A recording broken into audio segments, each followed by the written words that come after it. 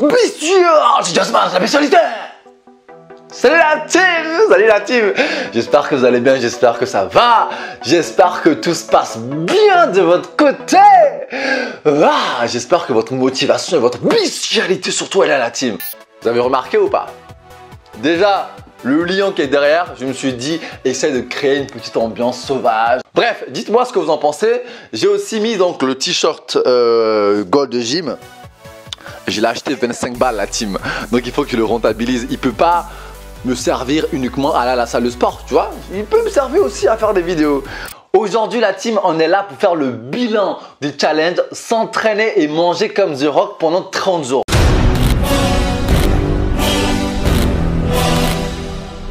Pour ceux qui n'ont pas vu la vidéo et qui tombent sur cette vidéo, je vous conseille vivement d'aller la voir, ça vous permettra de mieux comprendre cette vidéo. Bon la team, cette vidéo elle sera divisée en 4 parties. Dans un premier temps, je parlerai de comment identifier son objectif parce que c'est vraiment pour moi l'un des aspects les plus importants pour réussir un challenge. 2, on parlera comment je me suis organisé au niveau de ma diète, quelles ont été mes astuces. Et 3, on parlera aussi de mon training. Et aussi la team, je vous partagerai quelques petites astuces qui m'ont permis du moins de terminer ce challenge avec bestialité. Avant de commencer cette vidéo, dans un premier temps, nous allons comparer le physique avant et après, voir les résultats que j'ai obtenus au bout de 30 jours. Alors, ça c'est le physique avant de commencer le challenge et ça c'est le physique après le challenge. Bon, j'avoue quand même qu'avec la lumière, le posing, ça aide un petit peu à mettre le physique en avant. Mais on va dire que le résultat final, il ressemblait beaucoup plus à ça. Il faut quand même savoir qu'avant de commencer le challenge, je pesais 77 kg. Et après le challenge, je suis passé à 81,5 kg. Donc j'ai pris 4,5 kg. Pour moi, la plus grosse progression pendant ce challenge, ça a été au niveau des pecs. J'ai pris 9,5 cm.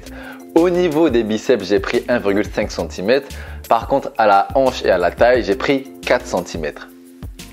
Bon la team, je pense que vous l'avez vu, je ne me suis pas transformé en The Rock. Mais franchement, quand même, la progression, elle reste quand même bestiale. Il faut savoir que quand on décide de faire un challenge, quand on a un défi, l'objectif est très important. Donc, pour identifier un objectif, ou du moins son objectif, il va falloir se poser les bonnes questions.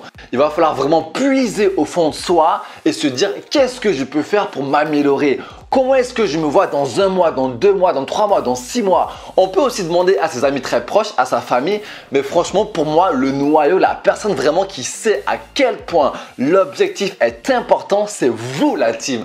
Donc c'est vraiment vous qui allez savoir comment l'identifier. Votre objectif, la team, il doit vous exciter, vous effrayer, sans pour autant vous mener à votre perte. Pour qu'un objectif soit réussi, un dévouement à 100% est quasi indispensable. Un dévouement à 90%, à 50%, en fait, ça veut dire qu'au fond de vous, vous n'êtes pas vraiment persuadé que ce que vous allez faire, ça va vous aider. Je ne sais pas si vous voyez ce que je veux dire. Et si jamais vous n'êtes pas convaincu que votre objectif, vous le faites pour vous, eh bien les autres, ils vont vous en dissuader. Ils vont vous dire que ouais, tu n'y arriveras jamais. Et au final, vous allez vous dire oui, non, mais les autres, ils ont raison, j'y arriverai pas. Alors que si vous êtes persuadé à 100% que vous savez que ce que vous êtes en train de faire, c'est pour votre bien, personne, je vous dis bien, personne ne pourra vous dissuader. Et même, vous allez convaincre les autres que vous pouvez y arriver. Donc, une fois que votre objectif, il est identifié, vous en êtes persuadé, votre dévouement, il va être à 100%. Là, on peut passer à la suite. Très vite, j'ai fait la différence entre ce que j'aimerais manger et ce que je devais manger. Ici, c'était un petit peu facile. Je devais suivre la diète de The Rock. The Rock, il faut savoir que lui, il mange 5000 calories. Il fait à peu près 100 kilos.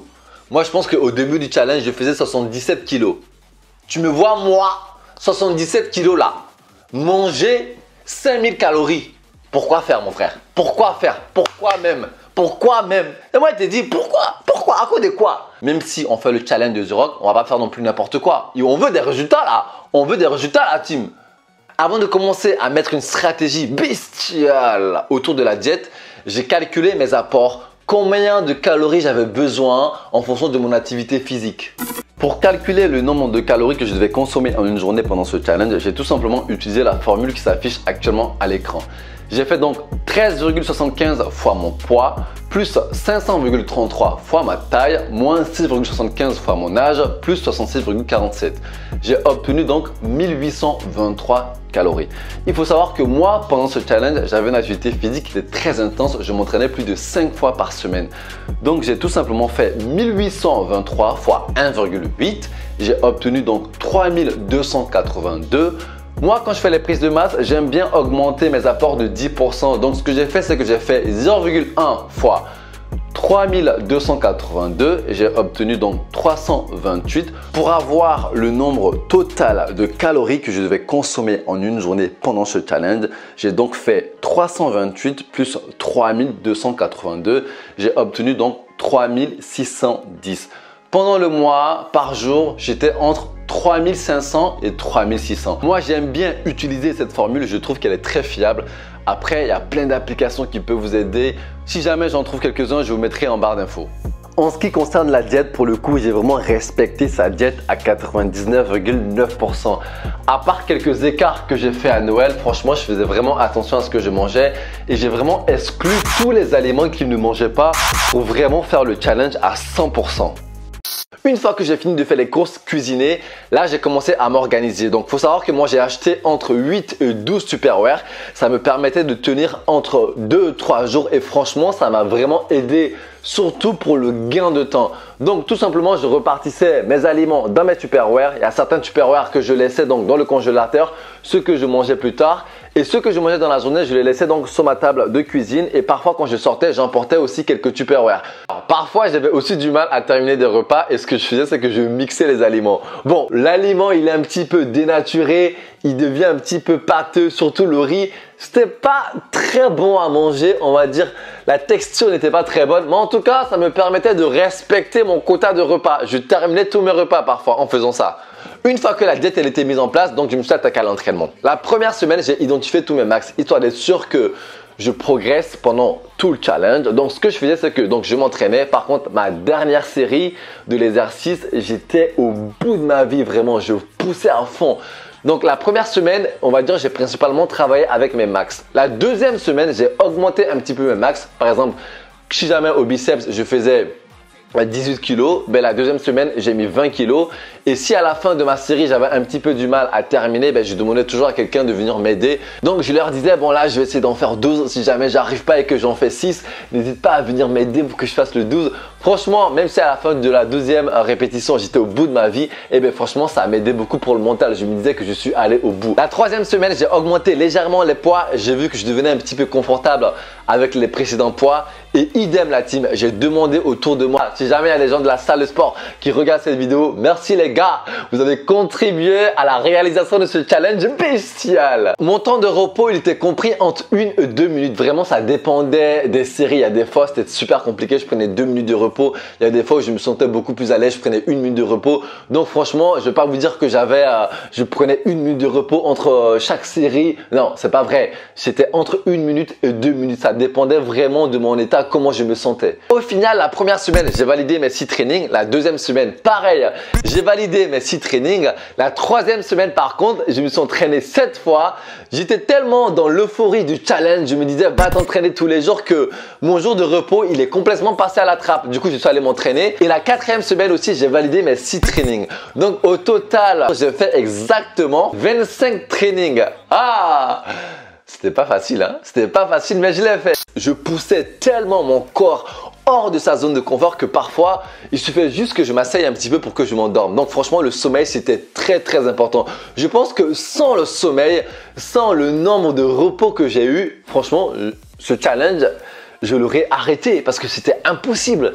J'étais fatigué, j'étais épuisé et il fallait que je dorme. Donc le sommeil, c'était vraiment indispensable. C'était l'un des facteurs les plus primordial de ce challenge. Alors, j'ai mis en place une petite technique. Sur 2 jours, j'étais obligé de dormir minimum 16 heures. Si jamais le jour précédent, j'avais dormi que 5 heures, eh bien, je le rattrapais le jour d'après. Est-ce que j'aurais pu continuer ce challenge encore 30 jours? Je pense que peut-être 15 jours de plus, j'aurais pu, mais au-delà, c'est impossible parce que je frôlais vraiment le surentraînement et je me rendais compte que si jamais je faisais un faux mouvement, si jamais je forçais un petit peu, j'aurais pu me faire mal. Vraiment pour le coup, surtout au niveau des poignets.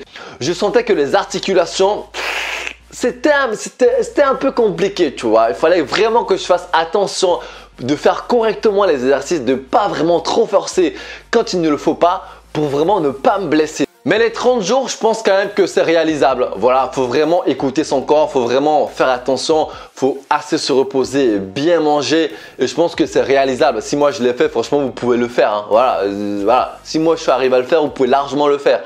Alors, les avantages de ce challenge. Dans un premier temps, il y a un gain de muscle quand même parce que ça marche. S'entraîner souvent, manger correctement, dormir, et ben ouais, vous allez avoir des résultats. Et franchement, je pense que vous avez vu les résultats que j'ai obtenus pendant les 30 jours. Au-delà vraiment de la prise de muscle, je pense que ça te forge vraiment un mental d'acier. Pour faire ce challenge, la team, il y a pas mal de choses qu'il faut vraiment revoir. Il faut revoir son organisation. Il faut aussi accepter d'être en difficulté. Il faut être patient. Il faut être motivé.